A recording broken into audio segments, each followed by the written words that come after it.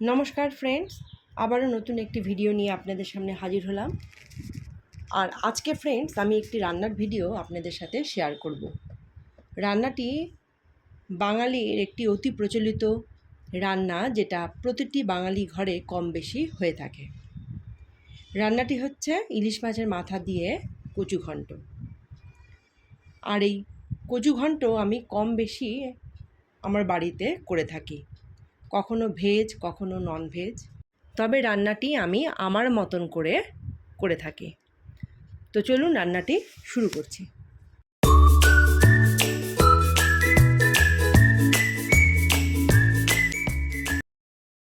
Friends, আমি শুনেছি যে কালো কচুর ডগা নাকি সাদা কচুর ডগা থেকে তুলনামূলক অনেকটাই সুস্বাদু, মানে একটু মিষ্টি মিষ্টি ধরনের হয়ে থাকে। এবং শুধু এটা শুনেছি না, আমি প্র্যাকটিক্যালি যেহেতু নিজে এই কচুঘন্ট বাড়িতে করে থাকি, তো সেই ভিত্তিতে বলছি যে কালো কচুর ডগা সত্যি সুস্বাদু। তো যাই হোক, দেখুন রান্নাটি শুরু করার আগে কচুর ডগা কিভাবে কাটতে হয় আমি একেবারে শুরু থেকে স্টার্ট করছি। তো ওই কারণে 3-4টে কচুর ডগা আমি রেখেছি কিভাবে কাটতে হয়, শুধুমাত্র আপনাদের দেখানোর জন্য। বেশিরভাগ ডগা আমি বটিতেই কেটে নিয়েছি, আর এই 3-4টে ডগা আমি ছুরি দিয়ে কেটে আপনাদের দেখাচ্ছি। ফ্রেন্ডস, কচুর ডগাগুলো পুরোটাই আঁশে ঢাকা থাকে, তো এই আঁশগুলোকে ছাড়িয়ে নিতে হয় এবং সেটা সত্যি সময় সাপেক্ষের একটা ব্যাপার। আর কচু ঘন্ট রান্না করতে গেলে যথেষ্ট পরিমাণে সময় লাগে। এদিকে দেখুন 3-4টে ডগা থেকে কতগুলো আঁশ বেরোলো। এখন এগুলোকে ধুয়ে নিতে হবে।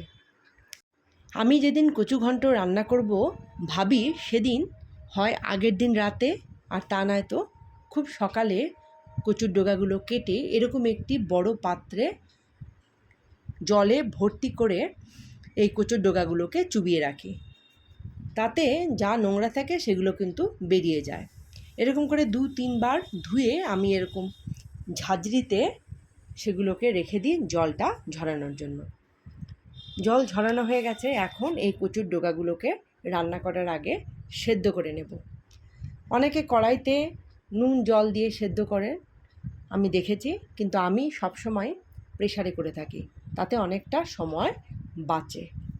আর দেখুন, যখনই আমি এই কচু ঘন্ট রান্না করি আমি আগের দিন এরকম কালো ছোলা ভিজিয়ে রাখি। যদি ঘরে ছোলা না থাকে তাহলে আমি বাদাম দিয়ে থাকি।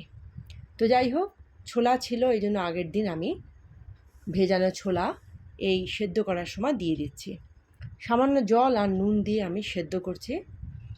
1 বা 2 সিটি দেব। 2 সিটির পর আমি এই সেদ্ধ কচুগুলোকে বেসিনে আবার একটু ঠান্ডা জলে ধুয়ে নিচ্ছি। আর এখানে দেখুন ফ্রেন্ডস, কতগুলো কেটেছিলাম আর সেদ্ধ করার পর কতটুকু হলো, মানে বেসিক্যালি কচু কিন্তু পুরোটাই ফাঁপা। তো যাই হোক, আবারও জল ঝরিয়ে রেখে দেব। আর এখন চলুন আমি শেয়ার করব আমি কিভাবে আমার মতন করে এই কচু ঘন্ট রান্না করব। তো ফ্রেন্ডস, এখানে কড়াই গরম হয়ে গেলে বেশ অনেকটা পরিমাণে সরষের তেল দিয়ে তাতে ফোড়ন দিচ্ছি গোটা জিরে, কালো জিরে, শুকনো লঙ্কা, 3-4টে চেরা কাঁচা লঙ্কা, তেজপাতা। এগুলো দিয়ে ভালোভাবে নেড়ে চেড়ে আমি দিয়ে দেব টমেটো। আর এই কচু ঘন্ট কিন্তু একটু ঝাল মিষ্টি বেশি দিতে হয়। আর টমেটোটা দিচ্ছি যেহেতু কচু গলা চুলকাতে পারে, ওই কারণেই টমেটোটা দেওয়া। অনেকে আবার দেখেছি লেবুর রসও নামানোর আগ দিয়ে দিয়ে দেয়। আচ্ছা, তারপর দেখুন আর কি দিলাম, নুন, হলুদ, জিরের গুঁড়ো, শুকনো লঙ্কার গুঁড়ো দিয়ে সামান্য জলের সাথে ভালোভাবে মশলাটাকে কষিয়ে নিচ্ছে। আর ফ্রেন্ডস, আমি যেহেতু আদা দিতে ভুলে গেছিলাম, তো পরে আদা একটু গ্রাইন্ড করে দিয়ে নিলাম। তারপর দেখুন এখানে আমি ভেজে রাখা, নুন হলুদ দিয়ে ভেজে রাখা ইলিশ মাছের মাথাগুলো দিয়ে দিচ্ছি। এখন সামান্য পরিমাণে জল দিয়ে ইলিশ মাছের মাথাগুলোকে এই মশলার সাথে ভালোভাবে কষাবো এবং পরে ঢেকে দেব যাতে মাছের মাথাগুলো নরম হয়ে মশলার সাথে ভালোভাবে মিশে যায়। আর দেখুন, ঢাকনা তুলে আবারও আমি নেড়ে চেড়ে মাছের মাথাগুলোকে ভেঙে ভেঙে দিব। তাহলে কি হবে, পরে কচুঘণ্টার সাথে মাছের মাথাগুলো বেশ একসাথে মিলিয়ে যাবে। আচ্ছা, এখন ওই সেদ্ধ করা কচু দিয়ে দিচ্ছি এবং ভালোভাবে সবগুলোকে একসাথে মিশিয়ে নিচ্ছি, কষাচ্ছি। আর এখানে বেশ অনেকটা সময় দরকার হয় কচুঘণ্ট রান্না করতে গেলে। এক তো কচুর ডগা কাটতে সময় লাগে, আর দ্বিতীয় হচ্ছে এই রান্না করার সময় অনেকটাই সময় দিতে হয়। যতটা পরিমাণে দেখছেন, এটা কিন্তু রান্না হয়ে গেলে একদম অল্প পরিমাণে হয়ে যাবে। আর দেখুন ফ্রেন্ডস, আমি বারে বারে অনবরত কিন্তু নেড়ে যাচ্ছি, যেখানে দরকার পড়ছে ঢেকে দিচ্ছি, আবারও নাড়ছি। কিন্তু একটা জিনিস আমি লক্ষ্য করলাম, যেহেতু কচুর ডগাটা আমি পাড়ার ওই ঠেলা করে নিয়ে যাওয়া দোকান থেকে কিনেছি, তো আমার মনে হচ্ছে কচুটা খুব একটা ফ্রেশ না, 3-4 দিনের পুরনো।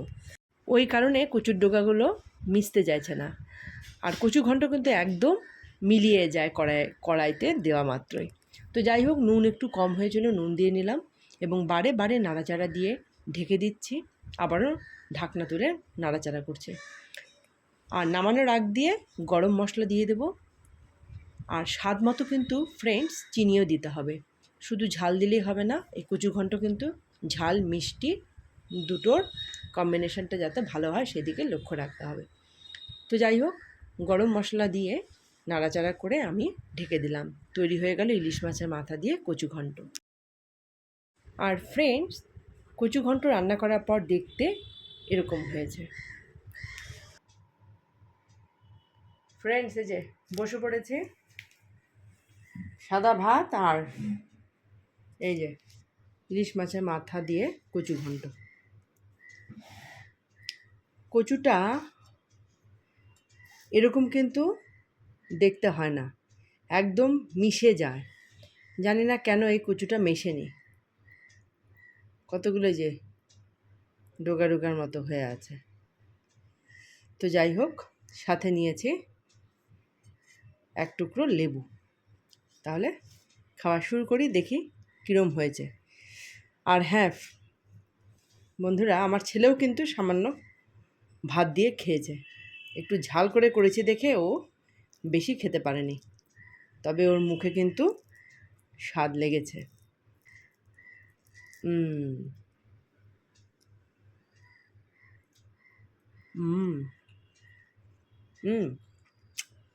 লেবু তো চিপিয়ে নি।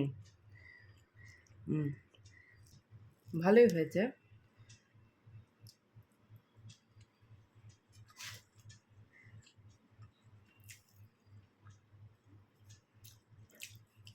সত্যি কথা বলতে, ইলিশ মাছের মাথা দিয়ে কচু শাক মানে কচুটা ভালো না।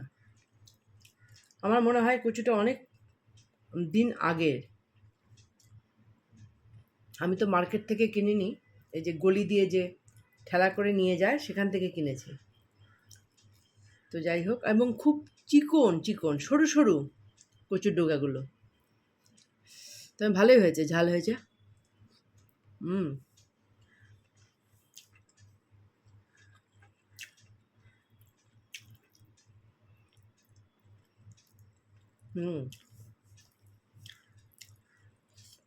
আর শুধু এটা দিয়ে খাবো না,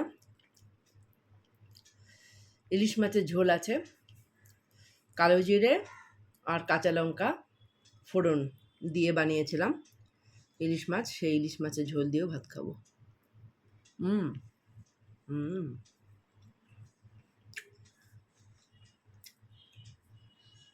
তো ফ্রেন্ডস, আমার এই রান্নাটা আপনাদের যদি পছন্দ হয়ে থাকে, দয়া করে একটা লাইক দেবেন।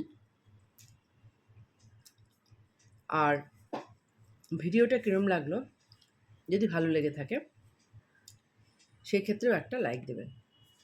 তো আজকের মতো এখানেই শেষ করছি ভিডিও।